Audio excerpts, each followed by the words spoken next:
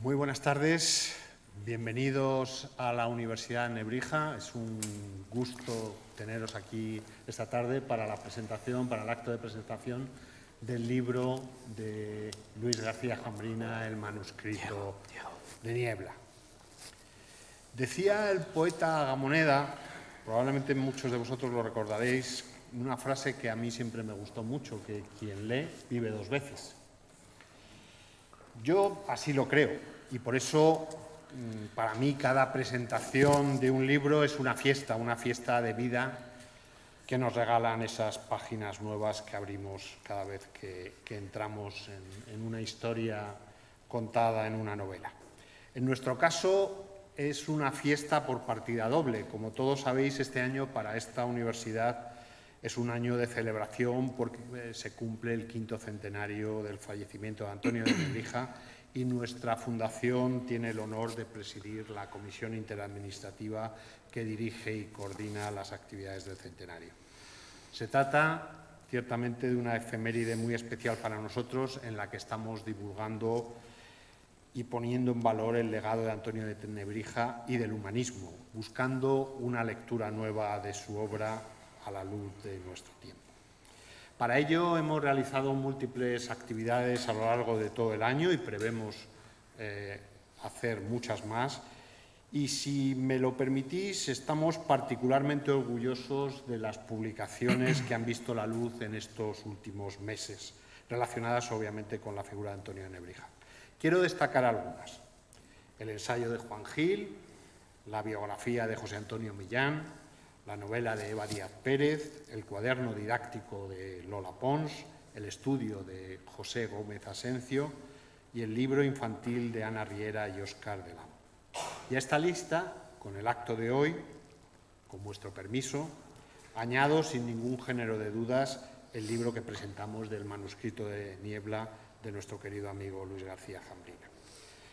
Quiero subrayar que en esta novela se da la feliz coincidencia de que el protagonista de nuestra efeméride lo es también de la historia que nos cuenta Luis.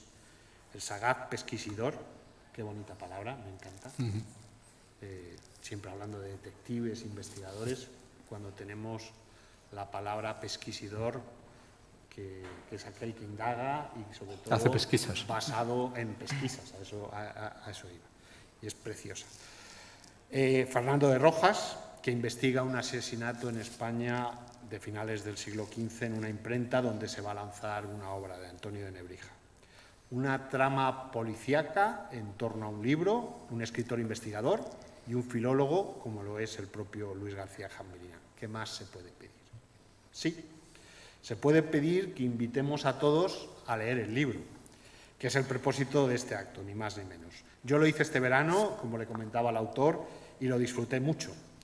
Nos ha tocado, ¿verdad, Diego?, leer mucho sobre la vida y la obra del ilustre lebrijano y encontrar una novela escrita con gran rigor histórico y una entretenida trama policíaca no es corriente.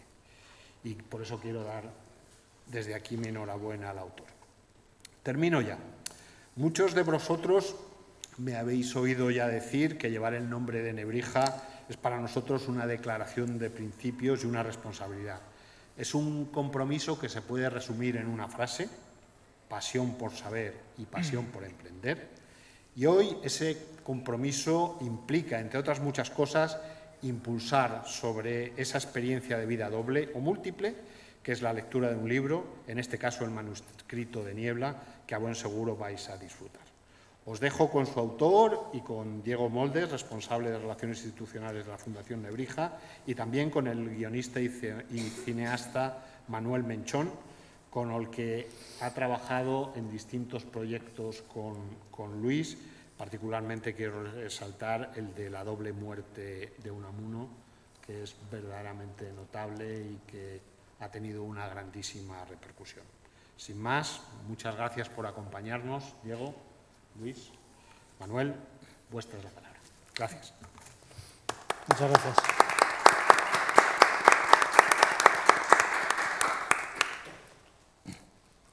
Bueno, lo primero que quiero decir a todas las personas que estáis aquí ahora y a las que están viéndonos desde casa desde el canal YouTube de la Universidad de Nebrija, es que es un auténtico lujo tener aquí a Luis García Jambrina. Luis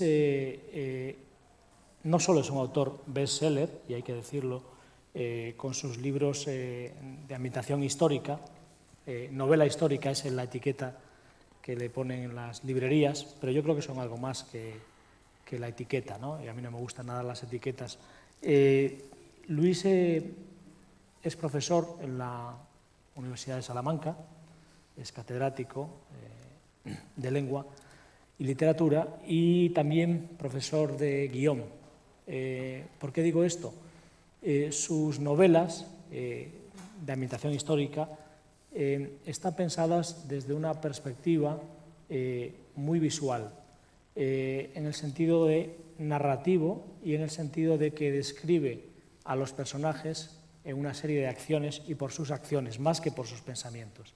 Es decir, el personaje es conocido por el lector, corrígeme si me equivoco, Luis, precisamente porque su interacción con otros personajes y su propia praxis en la narración te hace entender la psicología del personaje y sus motivaciones.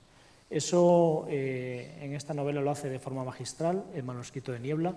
La novela salió publicada a principios de año, abriendo el año de Nebrija, y con esta faja que veis aquí, que estaba en todos escaparates de muchas librerías, donde dice la gran novela sobre Antonio de Nebrija en el 5º centenario de su muerte, por el autor de El manuscrito de piedra.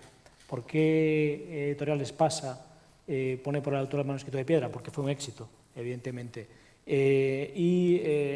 Forma parte de una saga de libros en donde, aunque cambia evidentemente la narrativa y la ficción que se cuenta en ellos, digamos que integran un corpus en donde Luis García Jambrina traslada al lector todos sus conocimientos sobre la época y sus virtudes como escritor, como narrador, ¿no?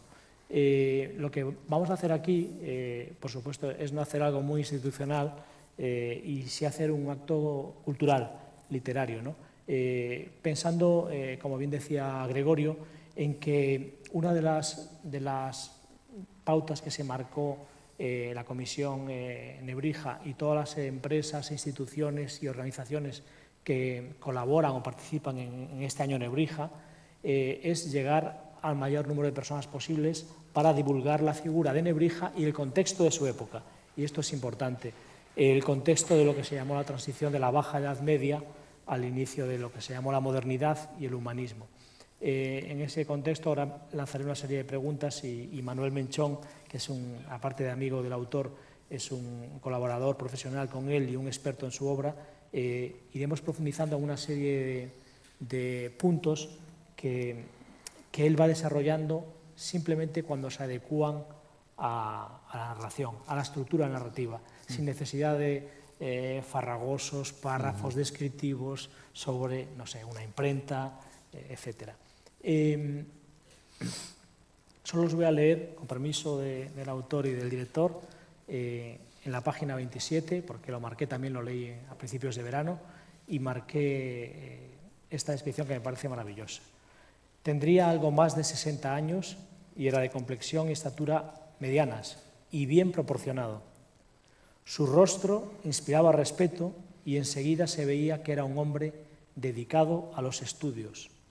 Tenía el pelo algo rizado y de color gris y la cara surcada de arrugas y con las facciones muy marcadas, como de persona que ha vivido y cavilado mucho. La piel algo marchita por las muchas vigilias, los ojos pequeños y vivos, la nariz ligeramente aguileña, los labios gruesos, el mentón redondeado y algo hundido, y el cuello ancho y firme. Parecía bastante preocupado y lo primero que hizo nada más entrar fue inspeccionar la estancia como si buscara a alguien. Esta presentación de Antonio de Nebrija me da pie un poco a preguntarte Luis y también a Manuel, si cuando construyes el personaje y la psicología del personaje a través de todo lo que has leído sobre él, ya visualizas su cara teniendo en cuenta que, como en el caso de Colón, no hay ninguna pintura ni grabado de su rostro ni de su forma de expresarse, ni más que, digamos, algunos grabados posteriores de la imprenta de los hijos de Nebrija en Granada y otros que conocemos, medallones y dibujos que son muy posteriores, ¿no?, de los siglos XVII y XVIII. Entonces te quería preguntar si cómo te inspiraste en este inicio para poder un poco definir el personaje y luego su desarrollo, ¿no? Sí. Bueno, antes de nada, buenas tardes, y quiero empezar con los agradecimientos, en primer lugar, a la Universidad Antonio de Nebrija por acogerme, por acoger esta presentación y este libro, y desde luego a la Fundación Nebrija, ¿no?, que tanto está haciendo por difundir la figura de Nebrija a lo largo de este año y en años venideros, y esperemos que esto no acabe aquí, que sea como una bola que rueda y que Nebrija pues forme parte del imaginario colectivo de los españoles, ¿no?, porque lo merece. Y bueno, gracias a los representantes de la Fundación, a Gregorio y a Diego por estar aquí, por acompañarme y, bueno, y en tu caso además por moderar esta presentación o por participar activamente en este coloquio. Esperemos que sea un coloquio. Y gracias a mi buen amigo Manuel Menchón, con el que ya llevo muchas cosas compartidas y no solo literarias. Lo pasamos muy bien juntos, nos entendemos muy bien y nos unió la literatura. En este caso pues fue un proyecto sobre Unamuno, que no está muy alejado de Nebrija, comparte muchas cosas con él, empezando por la vinculación a la Universidad de Salamanca y a las humanidades. Es un hombre de letras, son dos hombres de letras, para mí dos grandes referentes, ¿no? Y no solo literarios, también humanos, de modo que gracias, Manuel, por estar aquí conmigo, y no para hablar de la doble muerte de Unamuno, sino del manuscrito de Niebla. Y gracias a todos ustedes por estar aquí.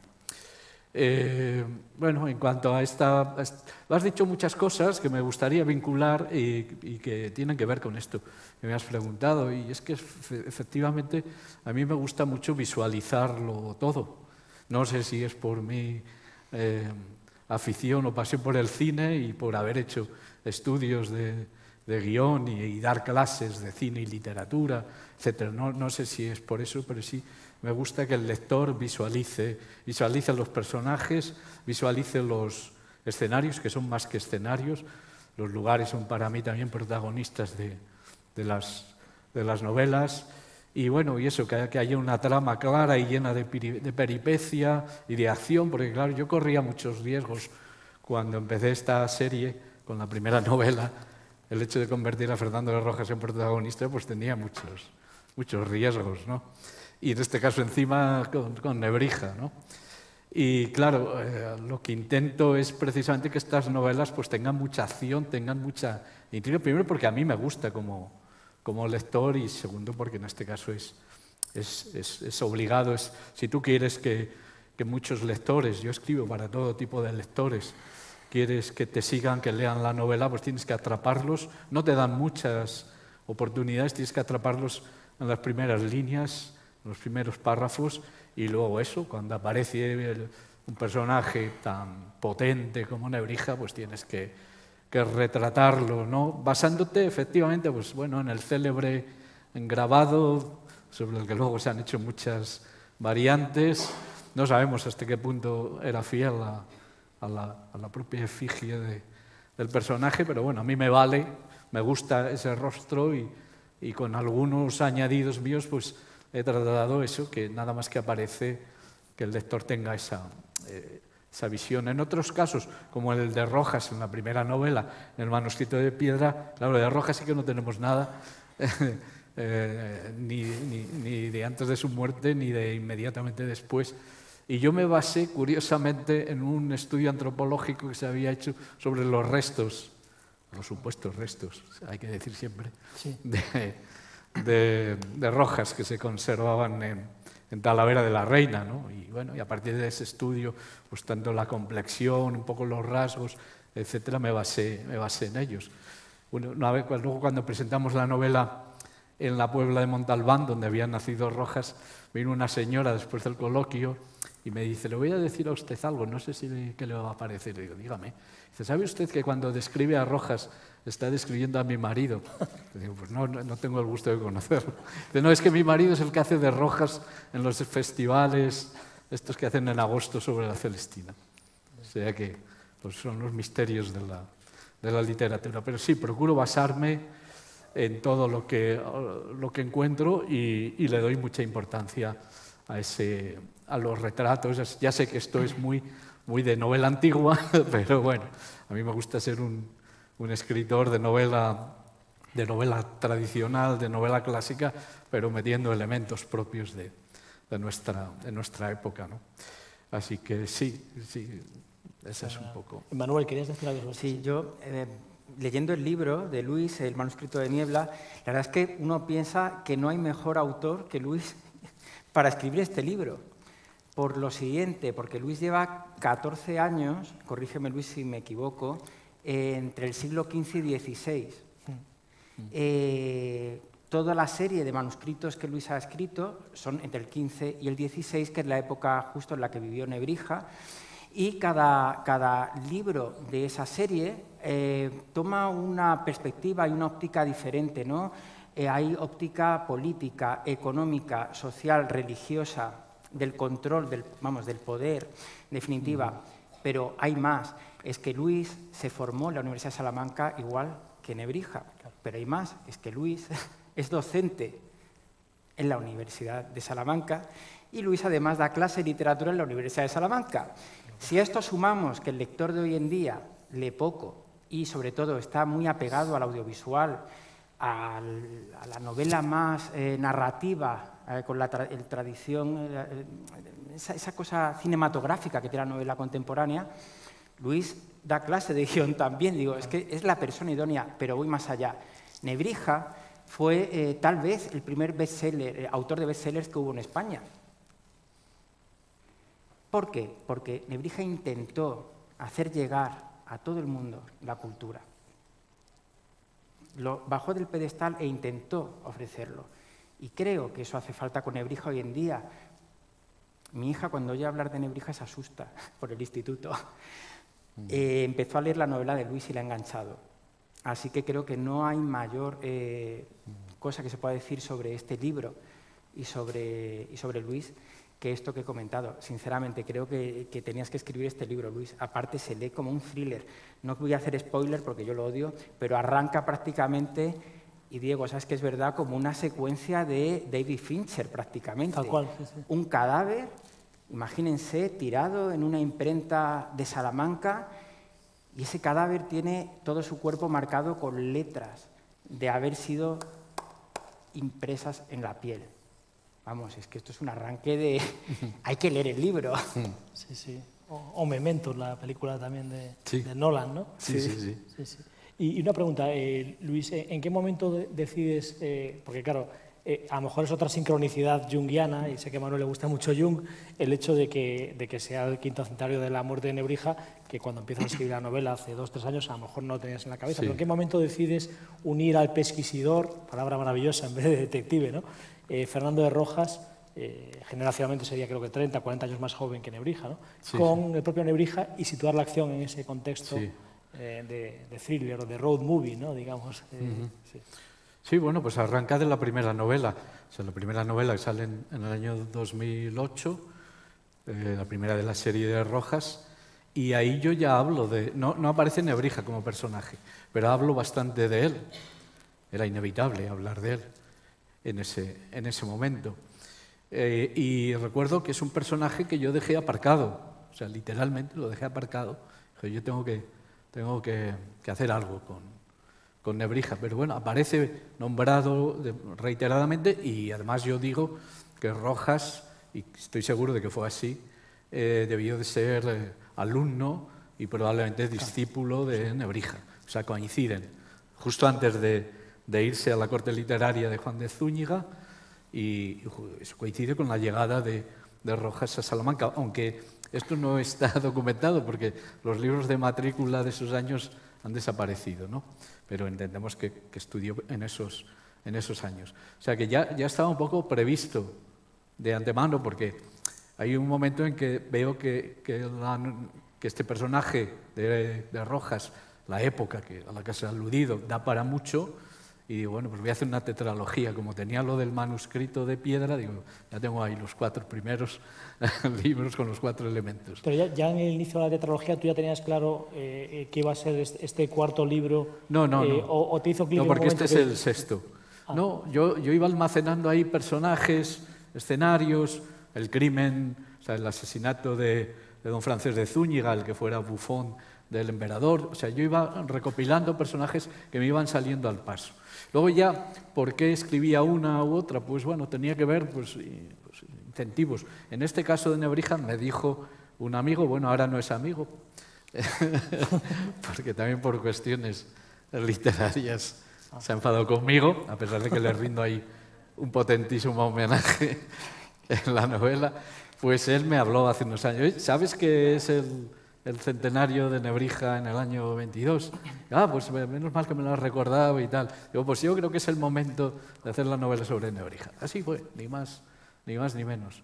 ¿Y qué tiempo te llevó la redacción de toda la novela? Bueno, he dicho, esta es la 6ª novela de la serie y bueno, pues a estas alturas ya estoy muy metido en ese mundo, a caballo entre el 15 y el 16, y ahora me llevan menos. Tengo soltura, en fin, tengo ya oficio claro. Pues un año aproximadamente, en conjunto. O sea, la documentación ya específica para la novela, buena parte ya está hecho, eso, y luego lo que es la redacción, que cada vez me cuesta menos. Yo soy de los que escriben sin planificar mucho los textos, ¿no? Tengo ahí un personaje, tengo una escena de arranque, tengo alguna cosa más.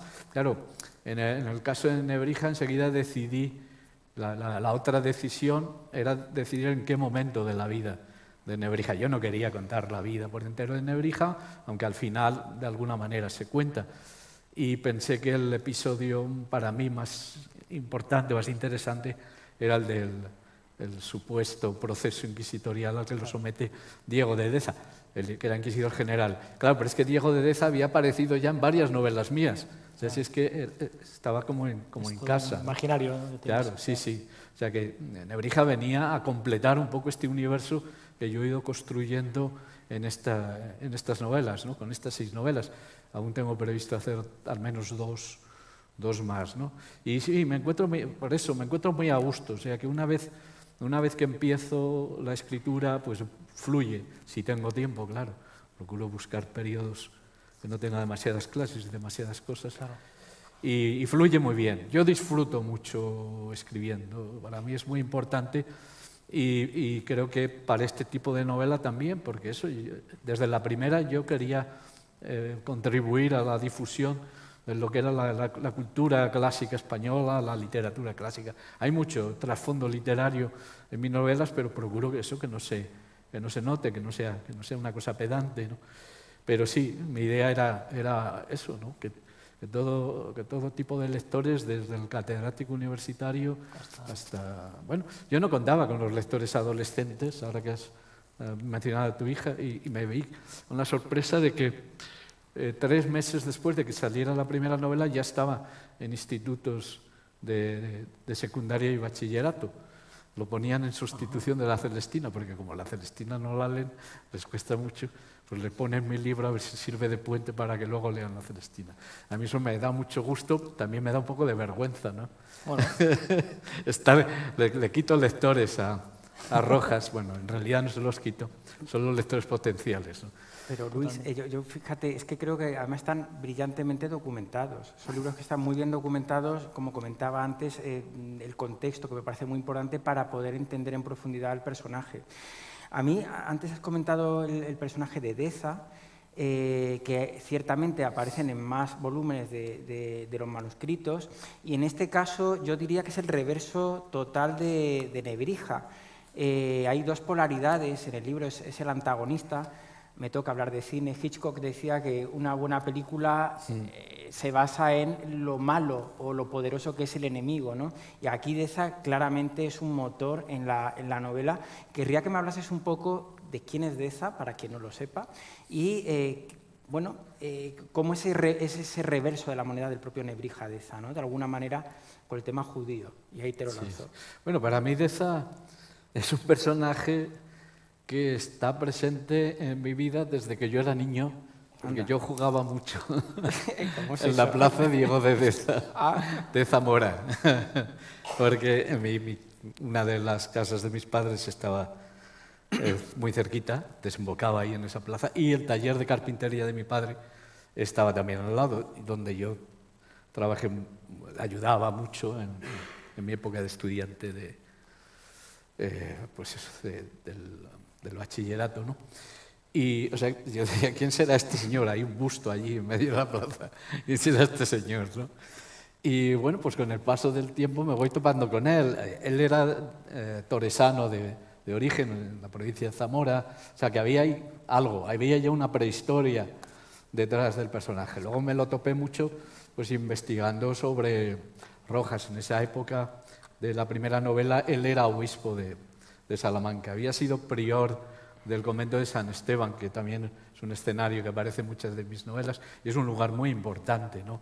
Un lugar de cultura y de espiritualidad muy importante en la ciudad de Salamanca, ¿no? De ahí, de ese convento, ha salido mucha gente muy importante, Francisco de Vitoria, etcétera, ¿no? Por allí se supone que pasó Colón para mostrar su proyecto, en fin, que tirar de ese hilo me llevaba a muchas partes y lo metí. Fue el preceptor del infante, el heredero de los reyes católicos, que muere, Don Juan, ¿no? Sí. El príncipe Don Juan. Fue el preceptor del príncipe Don Juan. Y bueno, tenía muy buena relación con los reyes católicos, y ellos lo premiaron y fue obispo de muchos sitios, y al final acaba de arzobispo de Sevilla y de inquisidor general. Claro, luego lees su trayectoria como inquisidor y es terrible, ¿no? Yo creo que más terrible que Torquemada, que es el que se lleva la fama, ¿no? Y bueno, y sí, y sobre él pues también circulaban muchos rumores, entre ellos que era, sí, pues como la polaridad era judío, ¿no? de Nebrija, porque claro, Nebrija era de origen de familia conversa, según se comenta, también Deza, y ese ímpetu que pone Deza de cara a la limpieza y tal, en el lado opuesto está Nebrija, y bueno, no es un spoiler, es parte de nuestra historia. Hay un juicio al final donde converge ese choque de trenes, que si me lo permiten me recuerda un poco al choque de trenes de Unamuno y Millán Astray en el Paraninfo, porque lo que hay en juego en ese momento es eso, es lo mismo. Sí, sí. Entonces querría que ahondases Debía ahí. de ser así, sí, es verdad que se produjo. Porque esto mucha gente no lo sabe, entonces claro, bueno. Supuestamente Nebrija sufrió un proceso inquisitorial instigado por el inquisidor general. Hay una carta que la reproduce Pedro Martín Baños en su biografía, que para mí fue el referente fundamental, y esa carta me parece maravillosa, porque ahí se ve la inquina que le tenía. Ahí tenemos los dos polos, la ortodoxia de Deza y la heterodoxia de Por cierto, perdona que interrumpa, cuando Nebrija abandona Mérida, dices, lo tenía que apuntado para cuando lo dijese soltarlo, porque me ha encantado: admirado maestro, habéis de saber que yo me llamo Pedro Martín Baños y he sido vuestro alumno en el estudio de Salamanca, de modo que hablo por experiencia y con conocimiento de causa. Se encuentra un joven que es Pedro Martín Baños, le pones el nombre del mayor experto que hay ahora mismo en la vida de Nebrija, ¿no? Que me parece un homenaje muy bonito. Yo creo que sí. Que está muy bien. Sí, es un homenaje, es un agradecimiento, es un cameo, sí, más o menos. Es un cameo, un cameo. Hay varios en la novela. Y sí, claro, para mí fue importante ese libro, porque además coincide la aparición del libro, es curioso, con mis primeros pasos en la escritura de la novela. Entonces me puse en contacto con él, me mandó todo lo que tenía, hay textos fantásticos que utilicé mucho en la novela, etcétera. Pero bueno, claro, ahí está esa carta, y esa carta demuestra que ahí hubo algo. Y claro, luego está el libro que escribe Nebrija, la Apología, que publica, además, en 1507. Claro, ese libro nos está diciendo que él tuvo que defenderse de una serie de acusaciones que probablemente se produjeron en el contexto de ese proceso inquisitorial, que yo tengo que imaginar, porque sobre eso no hay ninguna documentación. Aquí vienen las ventajas y los privilegios de los novelistas y cineastas de ficción que podemos llegar allá donde el historiador o el especialista como Pedro no pueden llegar. Entonces yo imagino ese proceso, pero es por eso, porque yo tenía, vamos a decir, mucha familiaridad con estos dos personajes que a mí me parece que en su época representan esos dos polos, el pasado y el futuro, pues eso, la escolástica y las humanidades, es decir, el mundo que se acaba, el mundo que viene, me parece que están perfectamente representados por estos dos personajes que sabemos que se encontraron y que probablemente colisionaron y que había ahí mucha inquina, ¿no? Y un poco monté todo a partir de ahí, a partir de esa carta lo monté todo. Y sí, el episodio central de la novela es ese proceso, ese enfrentamiento entre estos dos grandes egos que de alguna manera pues eso anticipa de Millán Astray y de... Claro, pues uno es la barbarie y el otro es la cultura, las humanidades, ¿no? Uno es la intolerancia y el otro es la tolerancia. La defensa que hace Nebrija de su trabajo y de la libertad, que yo la he sacado de su apología, yo no me he inventado nada, es absolutamente moderna. Es que no solo se está defendiendo a sí mismo, como su trabajo de gramático, sino que está haciendo una defensa de la libertad de conciencia, de expresión y de pensamiento. Parece una maravilla. Es la cita con la que arranca la novela. Tiene plena vigencia ese texto y además el contexto de ese momento histórico tiene cierto eco con el presente, porque si sustituimos la imprenta por Internet y ese cambio de siglo, ¿no? que ellos sufrieron. Nebrija fue un hombre a caballo de 2 siglos, igual que nosotros, ¿no? Somos del siglo XX, como dice mi hija, y es el siglo XXI, es otra cultura, es otro mundo, ¿no? Y todo eso se ve, y también un poco esa irracionalidad que está surgiendo de nuevo, hoy en día, ¿no? Con totalitarismos y con pensamientos un poco irracionales, hay cierto eco en la novela de todo, o sea, y ciertamente cuando coges palabras de Nebrija y las plasmas en el libro, tienen vigencia absoluta y es sorprendente realmente. Sí, sí. Bueno, y eso también eso, por eso escribí la novela también, era algo que me venía rondando y efectivamente hay un paralelismo entre aquella época y esta. 500 años, más o menos. Parece una cosa rebuscada, pero es así.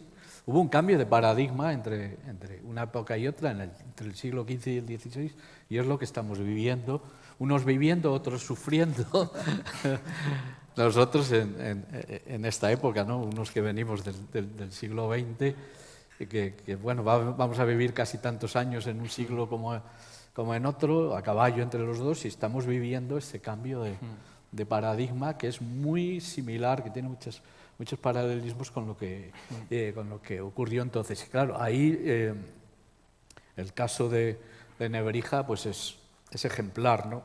Cómo él nace justo al mismo tiempo que la imprenta, años arriba, años abajo, ¿no? A mediados del siglo XV, y cómo su vida y sobre todo su época ya de formación y luego de docencia va paralela a lo que es el desarrollo de la imprenta en Castilla y concretamente en la ciudad de Salamanca, aunque no solo en Salamanca. O sea, es que no se puede hablar de Nebrija sin hablar de la imprenta, y no se puede hablar de la imprenta en Castilla o en España sin hablar de Nebrija. Dice un personaje que es una idea tuya muy, muy potente, dice ese invento de Satanás, ¿no? Porque claro, pasar de los copistas medievales a la impresión seriada de los textos, se pierde el control, el poder pierde el control sobre el pensamiento, ¿no? del pueblo, e inicia un proceso de alfabetización. Sobre esto que me interesa mucho, Manuel, también porque yo también soy muy cinéfilo y soy historiador de cine, y siempre traslado a imágenes lo que leo, y hago la comparación de forma inconsciente, ¿no? Y me gusta muchísimo cómo, partiendo de ese episodio que tú mencionas, y en las mismas fechas, sin saberlo ninguno de los dos, digamos, utilizas el argumento de la Inquisición y ese clima que se crea, ¿no? Del mismo modo que lo hace Agustín Comoto en el cómic Nebrija, solo que con una estructura narrativa completamente diferente. Él lo hace mediante flashbacks y flash forwards, es decir, por lepsis y analepsis, saltos temporales adelante y atrás, para que desde el proceso inquisitorial que Deza le hace a Nebrija, pues en 1505, si no me equivoco, va haciendo todo ese proceso y el espectador va leyendo y se va metiendo en ese clima. Tú lo haces con una road movie que empieza en Salamanca y acaba en Sevilla, ¿no? Porque el Santo Oficio, como todo el mundo sabe, nace en Sevilla y nace precisamente no contra, como se ha dicho erróneamente, contra los musulmanes o los judíos, sino contra los conversos, ¿no? Porque la Iglesia cristiana no tenía jurisdicción sobre los musulmanes ni sobre los judíos, es contra los conversos, con lo que nace la Inquisición en 1478 en Sevilla. Entonces tú ese clima lo trasladas de una forma magistral. Yo creo que ahí, si se pudiese adaptar a cine o a serie esta novela, sería muy importante recrear esa especie de psicosis colectiva que vivió Castilla, yo diría toda la península ibérica, ¿no? Porque se extendió a la Corona de Aragón, a Portugal, a Navarra, pero absolutamente demencial, ¿no? Un poco como las brujas de Salem en el texto de Arthur Miller, un poco ese clima de caza de brujas, de absoluta persecución hacia las personas por sus orígenes, teniendo que demostrar con documentos, muchos de ellos falsificados, los orígenes de sus padres, de sus abuelos, dónde habían vivido, con quién se habían casado, lo que decían. Hay una frase que cuando paran, no sé si era en Extremadura, no recuerdo ahora, y van a ver al hijo más, digamos, más religioso de Nebrija, ¿no? El monje soldado Fray Marcelo de Nebrija, y están Nebrija con Fernando de Rojas, y dice uno: cada día detesto más a esos malditos inquisidores, se han vuelto muy recelosos desde que comenzó a extenderse la imprenta por Castilla, ¿no? Es decir, cómo poco a poco vas metiendo al lector, iba a decir el espectador, al lector en ese clima, insisto, que es prácticamente de una psicosis colectiva absoluta y que se prolonga y que, ojo, no solo es que afecte a Nebrija y el texto es muy valiente, sino que condiciona toda la modernidad, porque evidentemente la Contrarreforma, el erasmismo, que condicionó toda la producción científica española de los siglos de oro, del XVI y el XVII, ¿no? En muchísimos aspectos, ¿no? Y todo el germen está en esas décadas clave de transición entre el siglo XV y el XVI. ¿Cómo lo has trasladado? Porque es muy rápido, no es nada farragoso que el lector dice: ahora está metiendo aquí un párrafo documentado para que sepamos un poco de qué va la vaina, con perdón, sino que está muy fluido en los diálogos, en frases muy precisas, simples, cortas, no muy recargadas, con muchas subordinadas y con mucho adjetivo. Y para mí eso es un logro, porque la novela la lees con mucha fluidez, ¿no? No sé si queréis hablar sobre esto para... Sí, bueno, con lo que dices yo ya me doy por satisfecho, pero bueno, me gusta mucho, porque, a ver, me gusta mucho porque es deliberado. O sea, o sea, ese estilo, vamos a decir, claro y clásico. Yo soy hijo del Lazarillo de Tormes. Y entonces, pues eso, me gusta narrar con agilidad, con claridad, con precisión, y me gusta mucho crear atmósferas. Eso también tiene mucho que ver con el pero de thriller, o sea, atmósfera, como te decía, casi psicológica, ¿no? Crear tensión, todo eso. Y cuando, claro, la Inquisición, pues eso, no se podía hablar de Nebrija sin hablar de la imprenta y tampoco sin hablar de la Inquisición. Inevitablemente tenía que chocar con ella. Es que en ese momento la Inquisición está ampliando sus competencias. Claro, empezó para los conversos, pero luego fue ampliando conforme empiezan a aparecer herejías y heterodoxias. Pues y eso, eso yo ya, las primeras heterodoxias aparecen a finales del XV y eso había aparecido ya en la primera novela, ¿no? Es curioso como todo pasa un poco por Salamanca y todo pasa por Rojas, de una manera u otra, ¿no? Que era converso, además. Claro, y en su caso, aunque no está totalmente demostrado, que es que no se puede demostrar casi nada de él, pero en él sí que parece que fue así, ¿no? Es un personaje por eso muy interesante, porque está entre dos mundos, es un personaje muy desgarrado, por eso que lo convertí en pesquisidor, ¿no? Parecía la persona ideal, aparte de... Yo veo que el humanismo también tiene mucho eso de buscar, de investigar, de buscar la verdad detrás de las apariencias. Pero bueno, volviendo a eso de la Inquisición y la atmósfera, me interesaba mucho mostrar cómo eran los procesos inquisitoriales, porque no quería que hubiera ninguna escena de tortura, ¿no? que es lo habitual cuando aparece la Inquisición en escena, pues que haya algo de tortura. Ya es casi No, un cliché, ¿no? es que ya los propios procesos inquisitoriales eran terribles. Y yo los veía muy kafkianos. Yo ya sé que abusamos mucho de esta palabra, pero es que aquí es que es perfecto. Lees el proceso de Kafka y es que ahí sí eran los procesos inquisitoriales. Lo primero es que el reo nunca sabía de qué se le acusaba. Y así le pasó, o debió de pasarle a Nebrija, ¿no? Los cargos no estaban claros, para que de esta manera, pues eso, el reo tuviera que hablar y fuera él mismo el que acabara confesando incluso cosas de las que no se le acusaba, ¿no? Sí, que al Y bueno, final- y creaba este ambiente, esta atmósfera de miedo, de angustia, de indefensión, que debió de padecer, estoy seguro de ello, este Nebrija, ¿no? Decía Luis que al final le procesan por una herejía teológica y no por otro aspecto, porque consiguen en los mismos meses que su hijo, que está estudiando donde él estudió, es decir, en Bolonia, presente un documento de limpieza de sangre, ¿no? Y es lo que un poco lo salva de lo otro, ¿no? Si no, la cosa podría haber ido a peor, ¿no? Porque de hecho les prohíben dar clases en la universidad. Sí, en ese momento en Salamanca había salido. O sea, estaba ya en el aire, pero salió un decreto, lo que fuera. Por eso yo digo, Rojas podía haber sido un excelente catedrático de la Universidad de Salamanca, pero no podía serlo porque era converso. En la novela, no sé si consciente, seguro que es consciente de tu parte, pero el motor es esa cosa de la persecución a lo diferente, que es lo que une de alguna manera a Rojas como judío converso, a Nebrija, a Deza, porque el reverso de Deza es ese repudio de su origen, y en un mundo cada vez más polarizado como el que estamos viviendo hoy en día. Hoy en día vemos un conflicto entre autarquía y democracia, es un poco un ocaso de esa España diversa, plural que había, y eso es muy hermoso en la novela porque genera unas urdimbres, unas relaciones entre personajes no muy explícitas, sino que están ahí, en la relación de amistad entre, por ejemplo, Nebrija y Rojas, ¿no? Pero bueno, volviendo a lo que comenta, al cómic que también has mencionado, que la narrativa del cómic son flashbacks, que es cinematográfico, y aquí la narrativa son road movies, es una road movie, es un viaje, y te quería preguntar, Luis, por los diferentes escenarios de la novela que me parecen fascinantes, porque claro, estamos hablando de Salamanca, estamos hablando de Sevilla, de Lebrija, de las ruinas de Hispalis, que es me encanta esa parte del libro.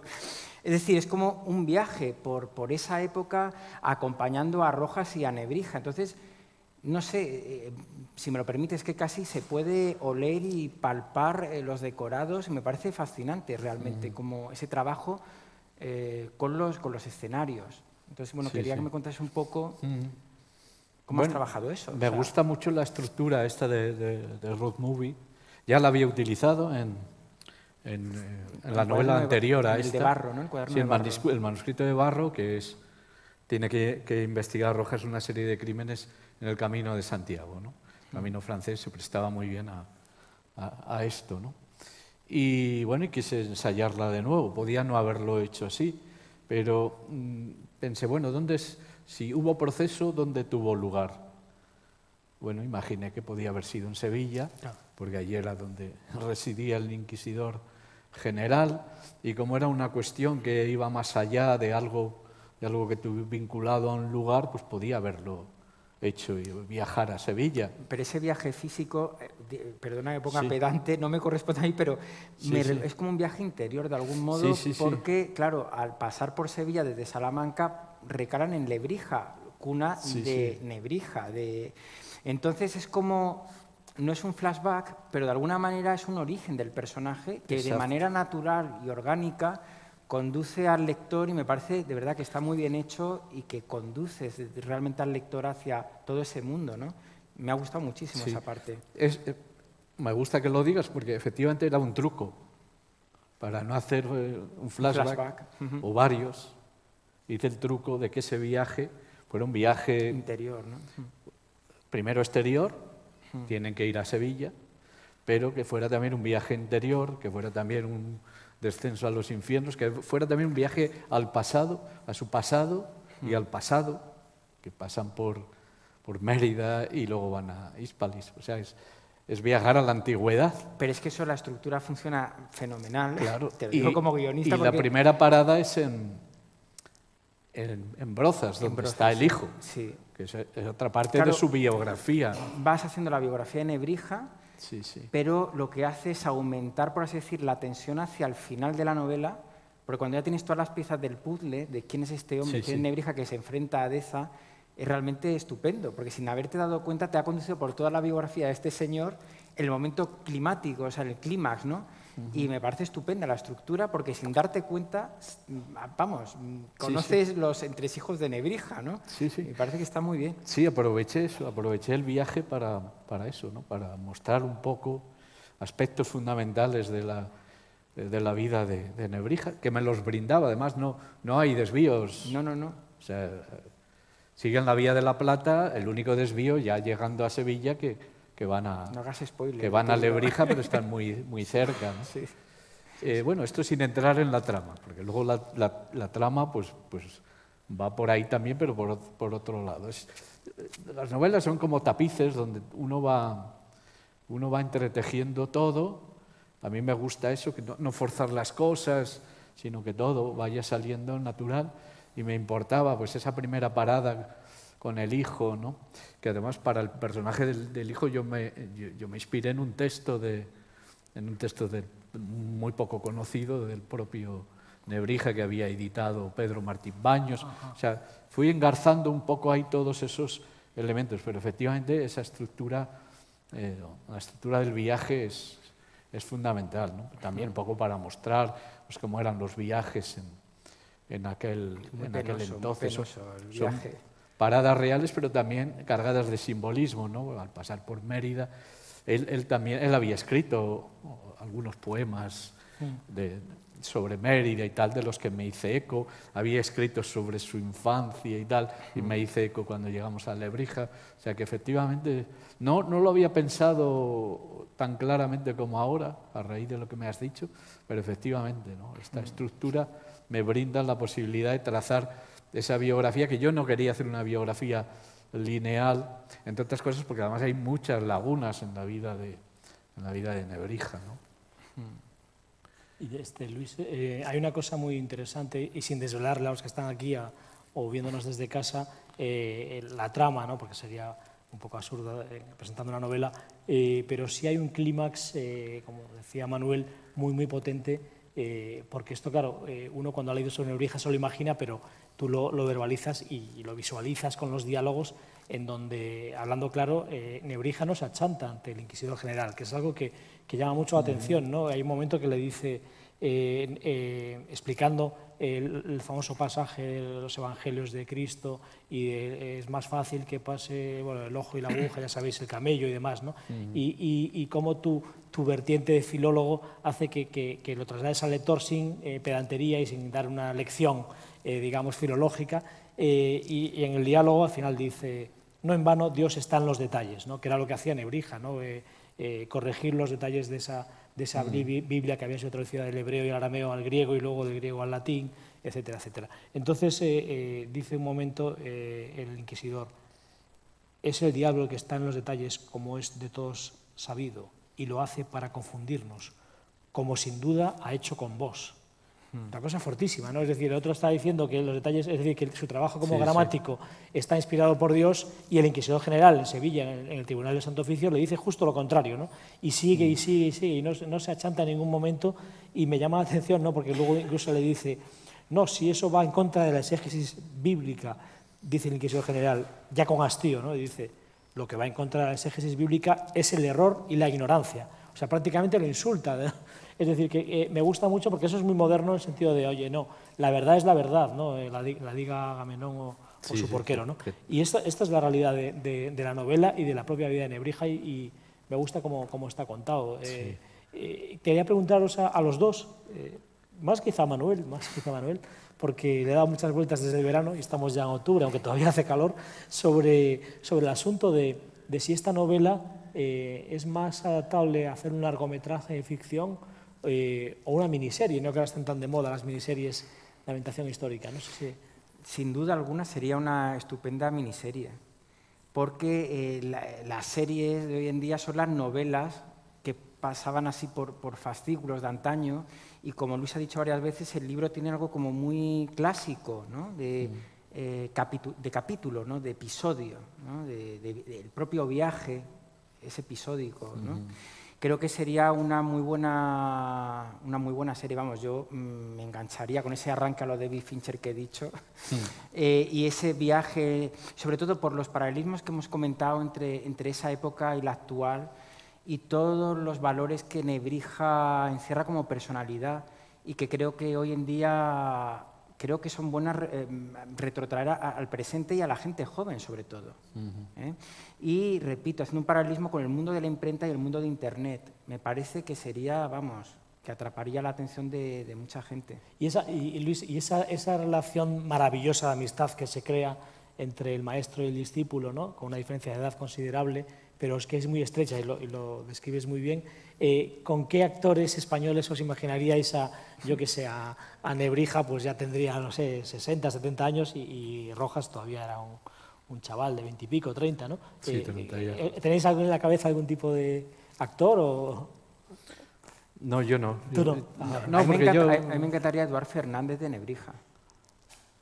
Tiene esa mirada de Eduard Fernández, Sí, los ojos es la pequeños, que ha descrito Luis. Me encantaría verlo. Sí. ¿Y de Ahora Rojas? que lo dices, sí. ¿Y de Rojas habéis pensado en algún actor joven? O... Algún chico guapo, para que las chicas lo pongan en la carpeta. Bueno, hay muchos Nebrijas, digo muchos Rojas, pero sí, en esta tiene unos 33, ¿no? Me parece que se lo dice, se lo comenta el propio Nebrija en un momento dado, porque quiere casarlo con La su... edad de Cristo, cuando fue crucificado, Sí, ¿no? con su hija. 33. Sí, la verdad es que la idea me apasiona por eso, porque bueno, está claro que yo comparto la pasión literaria con la cinematográfica y dentro incluyo las series y bueno, si esta novela tiene mucho de homenaje a la literatura, de homenaje a la lengua, ¿no? A la lengua castellana y a la lengua en general, en este caso al latín, la importancia de la palabra que está aquí muy presente que es casi como una religión, muy presente en la novela, pero eso, el cine también está muy presente y me parecería como la culminación lógica, ¿no? Y luego hay otra cosa, hay un gran protagonista en el libro, aparte de Nebrija, que es el libro como objeto, la imprenta. Sí.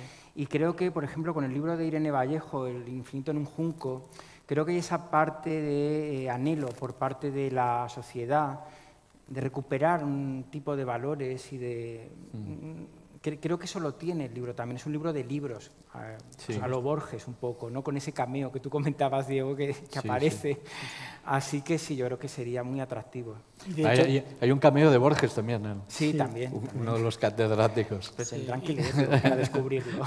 Y de hecho describes librerías también, no solo imprentas. Eso me importaba mucho. Bueno, ya hemos dicho que son muy importantes los lugares, no voy a hablar de escenarios, que no me gusta esa palabra, porque el escenario parece que es un mero telón de fondo donde ocurren las cosas, ¿no? Allí el escenario, o sea, aquí el lugar tiene mucho protagonismo y por eso arranca con una imprenta, se describe el trabajo de la imprenta, pero además es casi de una manera mística y religiosa, ¿no? Porque es así, es la conversión del papel y la tinta en cuerpo y sangre del libro que luego se da a todo el mundo, ¿no? Y bueno, y ese mundo, el mundo del manuscrito, el mundo de la imprenta, parecía apasionante con todos los detractores que tenía, porque son dos modelos de saber y de difusión de la cultura y del saber, y por eso quería que tuvieran mucho protagonismo, cómo eran las imprentas, cómo eran las librerías, los impresores ambulantes, la feria de Medina del Campo, claro, sí. Era ya una feria de la lana y de otras cosas, pero enseguida se convierte en el lugar de la península a donde van a parar casi todos los libros que se imprimen en Europa y también en la Universidad de Salamanca, y de allí pues se van a comprar libros para la universidad. Me parecía un mundo maravilloso y bueno, y trato de hacerlo atractivo, por ese riesgo del que hablaba al principio. O sea, yo quiero hacer una novela con mucho trasfondo literario, con protagonismo de escritores, de gramáticos, de catedráticos, pero que se lea como un libro de aventuras y como un libro de intriga, y yo creo que eso se presta muy bien para eso. Tú decías, Nebrija valiente, yo no me lo he inventado, es que se deduce de sus textos y de sus actitudes. Se pasó la vida luchando, pisando callos, y lo pagó, igual que Unamuno también lo pagó, de otra manera, pues con el proceso, expulsado de alguna cátedra, con aquella famosa oposición en la que le dan la plaza a un recién licenciado. Entonces, para mí son personas admirables, creo que pueden ser referentes históricos pues para eso, para todo el mundo. Y yo por eso quería humanizar al humanista, ¿no? Claro. El humanista solía ser una persona muy acartonada. La figura que teníamos de Nebrija era muy acartonada, muy rancia, asociado a ideas con las que tuvo contacto, pero que no fueron lo que caracterizaron su vida, y sin embargo fue una persona muy heterodoxa, muy valiente, y bueno, y eso... Sí. Verbalizas también con un diálogo, por primera vez, yo nunca lo había visto escrito, la propia frase famosa de siempre la lengua fue compañera del imperio, ¿no? Y explicas precisamente el origen, que se refiere a la lengua latina y al imperio romano, y luego de los musulmanes que tienen que aprender castellano porque Castilla, bueno, está conquistando Granada esos años y demás. Una última pregunta que quieras hacer, Manuel, y si os parece bien, si estáis todos de acuerdo, aprovechando que es un lujo tenerte aquí, como decía al inicio, que la gente que estáis con nosotros acompañándonos le podáis hacer unas preguntas a Luis sobre este libro o sobre otras novelas suyas, ¿no? No sé si quieres, Manuel, hacer un comentario. Yo luego hablaré con él. Yo prefiero dar el turno a los asistentes si tienen algo que preguntar o bueno, alguna reflexión que quieran hacer. Todos a la vez, ¿no? Por favor. Nadie quiere hacer ningún... Ah, sí, Javier. Sí, por supuesto, claro. Sí, sí. Ahora te pasan un micro y luego le voy a preguntar yo a Rocío también, que es nuestra directora del Centro de Escritura, pero si quiere, ¿no? Bueno, hola, soy Javier de Comunicación de Nebrija, encantado de saludarlos. Dos preguntas muy rápidas. Quiero que comente el autor y también su coautor en el libro, en el ensayo de Unamuno también, si quiere, algo relativo a la figura de Sabina.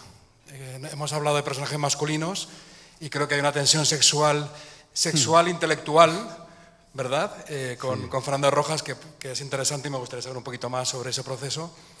Y luego también sí que lo han esbozado al final, pues todo el trasfondo de libreros, impresores, y cómo está Juan de Porras, que es un personaje real, ¿no? Y luego está Del Paso, que es de ficción, ¿no?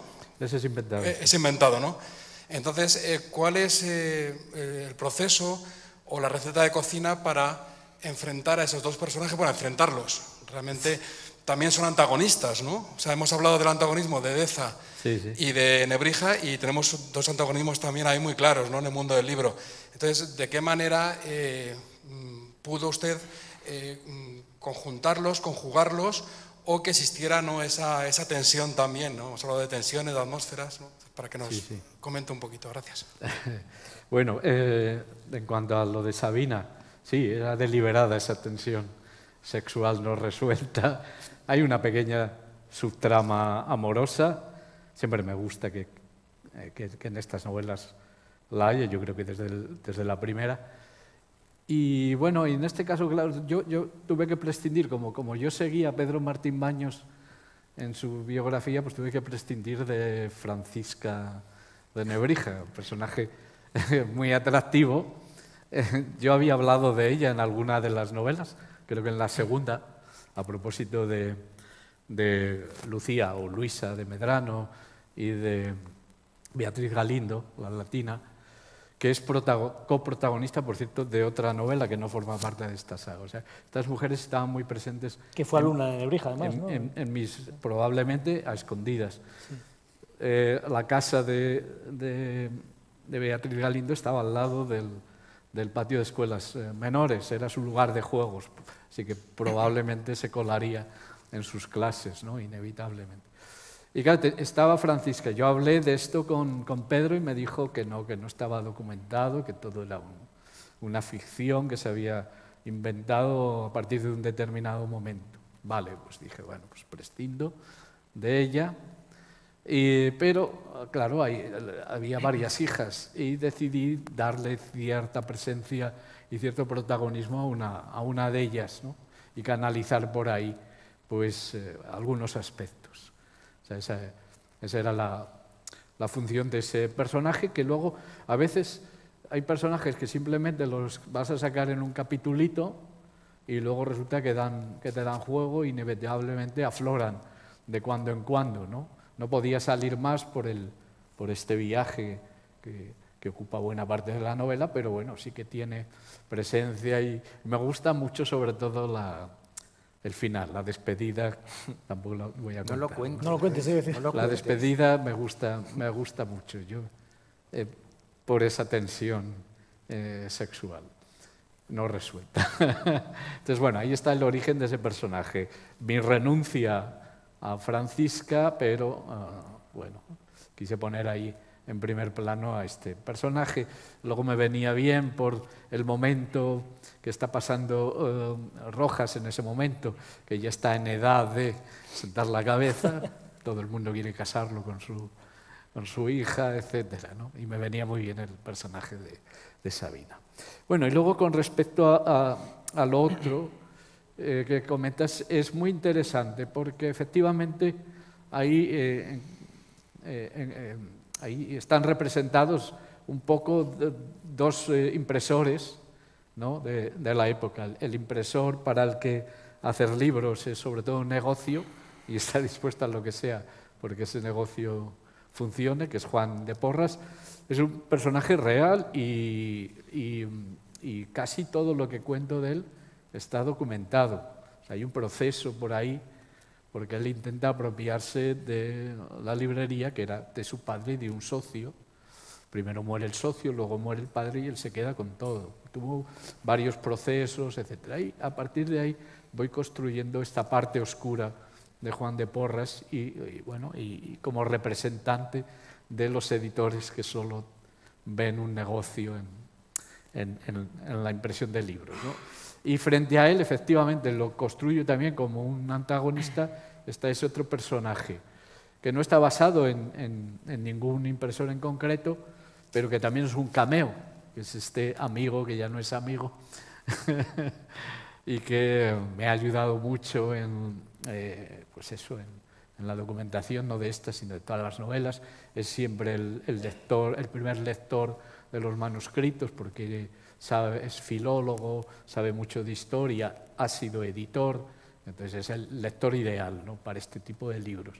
Y bueno, quise rendirle homenaje con ese personaje que, bueno, pues el que le hacía de alguna manera frente a Juan de Porras, ¿no? Y bueno, y esto tiene que ver pues, con algo que dices tú, ¿cómo se hace? Bueno, en mis novelas, en esta y en toda la serie, hay personajes históricos, hay personajes inventados e incluso hay personajes que he sacado de otras ficciones. En la primera novela aparece como personaje una tal Celestina y en la segunda novela aparece como personaje un tal Lázaro de Tormes. Yo me los voy encontrando por allí, por Salamanca, no tengo que hacer ningún esfuerzo para ello, pero a mí me parece que comparten mundos, universos, y quería meterlos en las tramas, ¿no? Entonces, bueno, ahí tenemos tres personajes tres tipos de personajes muy distintos que yo he tratado de mezclar, ¿no? Y que al final pues que no se note, ¿no? Que tan real parezca uno como el otro y que uno venga exigido por el otro, etcétera, ¿no? Yo creo que esa es un poco la clave de cómo yo entiendo la novela histórica. Yo no soy un escritor ortodoxo de novela histórica, ni siquiera soy lector del género, leo novelas históricas, pero no porque sean históricas, sino porque son novelas, algunas muy grandes novelas. Y claro, yo siempre vi que un poco la clave estaba en esto, ¿no? En cómo mezclas lo real con lo inventado y la ficción con la historia. Ese es y al final lo que buscas es lo que llamaba Cervantes la verosimilitud, que sea verosímil, que haya una coherencia entre lo inventado y lo real, entre lo documentado y lo que te has sacado de la manga. Eso para mí es lo más importante, y en ese sentido pues tampoco no tengo freno. Es decir, que si se me ocurre meter estas mujeres, ¿no? Como Lucía de Medrano o Luisa de Medrano, que andaban por ahí, pues las meto, cuento lo que se sabe de ellas, pero también les atribuyo otras cosas que no están documentadas, pero que me parecen muy coherentes con el personaje, ¿no? Y sobre todo un poco pues, mostrar esta pluralidad y riqueza de esa época, ¿no? Donde no todo era la Inquisición. Si había Inquisiciones porque había también había había mucha intolerancia. La heterodoxia viene de la ortodoxia, y hay una ortodoxia muy firme, muy impuesta, pues la heterodoxia suele ser muy rica e interesante, ¿no? Y bueno, pues eso, hay una época que me parece muy plural, muy apasionante, y en la que trato un poco de meterlo todo, y cuando hay algo que no encuentro, pues es cuando tengo que inventarlo. Muchas veces para las personas que ayudan a Rojas en sus pesquisas, esto forma parte de la tradición de la novela policía, que es la novela negra, tener un ayudante, pues a veces tengo que inventármelos, ¿no? Y otras veces echo mano de algún personaje histórico o ficticio de segunda mano, que le robo yo a otros autores. Luis, es curioso, perdona la reflexión, porque en este mismo escenario Eva Díaz Pérez, Lola Pons y nuestra directora de comunicación, María Gil, la primavera pasada presentaron la novela El sueño del gramático, en donde ella misma, un libro que publicó Fundación Lara, también vinculada al Grupo Planeta, igual que Espasa, basándose en las mismas fuentes que Pedro Martín Baños, tomó una decisión justo opuesta a la tuya. Y eso demuestra que la literatura y la novela y la ficción permiten una serie de cosas que los que escriben textos académicos, científicos, no pueden hacer, ¿no? Esa libertad creativa. Exacto. Que dice, bueno, no he encontrado ninguna prueba de que existiese ni de que no existiese la tal hija Francisca de Nebrija que la ayudó en Alcalá de Henares, porque los textos que se conservan sobre ella son apócrifos de prácticamente un siglo y medio después. Entonces, Pedro decide que no existe esa hija, como otras más, porque le cambian los nombres, no se sabe si eran 7 hijos, 8, 9, da un poco igual. Entonces Eva dice, no, pues yo voy a hacer que la hija sí existió, ¿no? Y es otra novela también escrita en las mismas fechas que año 19, 20, durante el confinamiento, basado también en la biografía de Martín Baños y en su página web.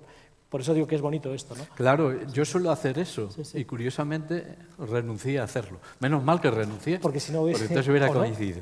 Pero voy a contar una historia que nunca he contado, y es que yo conocí a Eva en julio sería del 2020, o del 2021, julio del 2021. Exacto. En un encuentro literario, estamos en la misma mesa redonda, no nos conocíamos, llegamos en el mismo tren a León, esto era en León, comienzos de julio, y bueno, nos encontramos en la estación y fuimos juntos al hotel. Y entonces teníamos la intervención pues un par de horas después, y bueno, estaba lloviendo, y yo le dije, bueno, si quieres, yo voy a ir a darle una vuelta, tengo paraguas si te apetece, y íbamos los dos debajo del paraguas contorneando la Catedral de León, y de repente me empieza a hablar de lo que estaba haciendo en ese momento. Y me dice, pues estoy escribiendo una novela sobre Nebrija. Y yo me quedé pasmado. Pero no había tensión sexual no resuelta ni nada, ¿no? O sea, el paraguas... Había otro tipo de surgió otro tipo de tensión. Estaba lloviendo. Y yo me quedé parado. No le dije nada. Pero venga. O sea, que hubiéramos coincidido las dos únicas personas. Increíble. Manuel se está riendo porque antes de entrar en esta sala me estaba diciendo que se estaba encontrando con muchas sincronicidades junguianas. Y yo le he dicho que yo y Gregorio también, porque se están dando una serie de circunstancias Muchas. que están confluyendo en diferentes sitios en torno a Nebrija, que por supuesto... Yo no le pregunté nada, ¿eh? No le pregunté nada. Decidí no preguntar nada. Y decidí no contar. Claro, porque si no se influís en medio de la génesis creativa. Claro. Pero no es alucinante. Sí, bajo el mismo paraguas, desde Bajo el luego, mismo es paraguas. Curioso, sí, es curioso. Coincidimos en el espacio y en el tiempo. Increíble. Y resulta que... Nunca lo habías contado esto, ¿no? Esta es la primera que... Es primicia, que lo ¿no? cuento. Bueno. La primera que para mí ha sido como un tabú. Oye, muchísimas gracias. No sé si hay alguna otra pregunta que queráis hacerle a Luis. Sí. Buenas noches.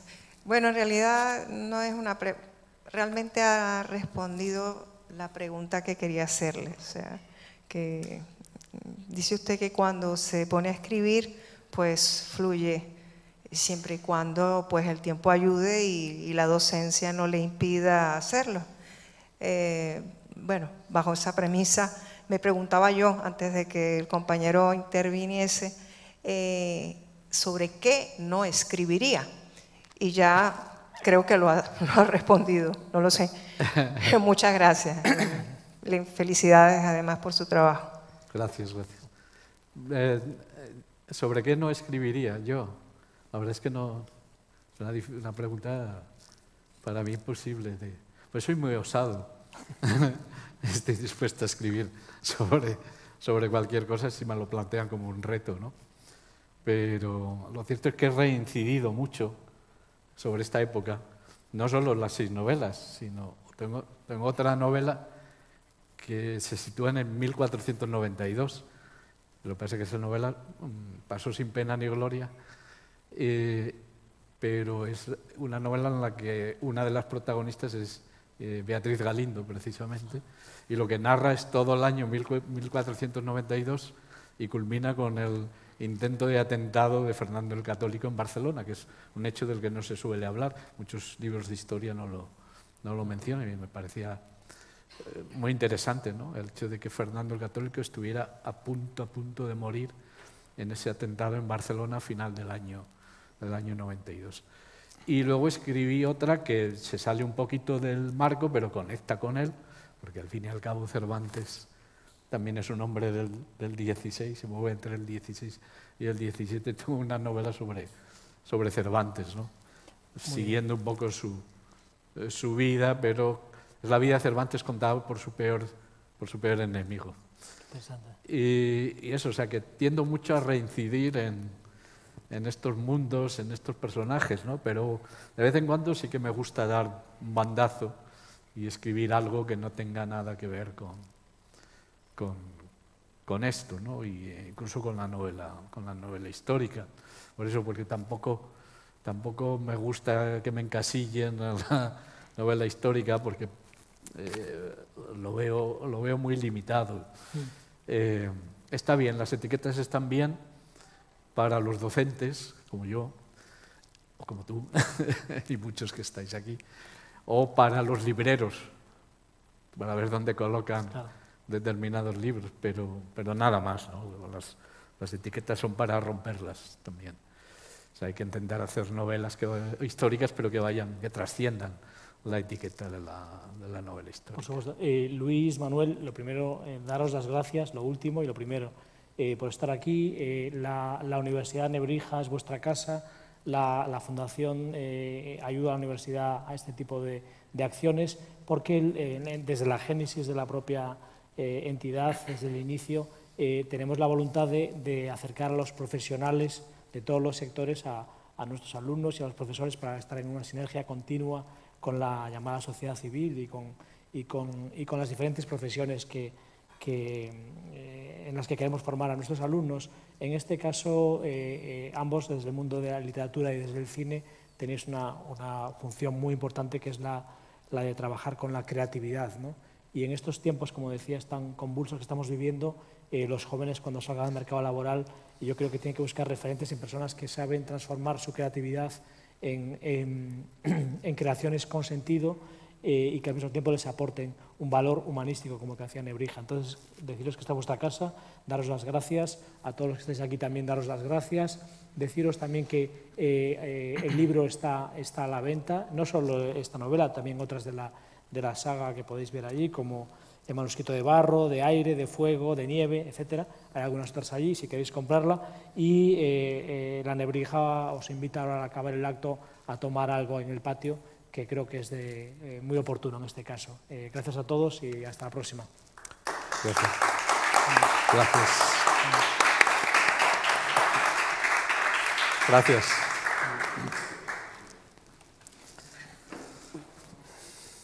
Muy bien.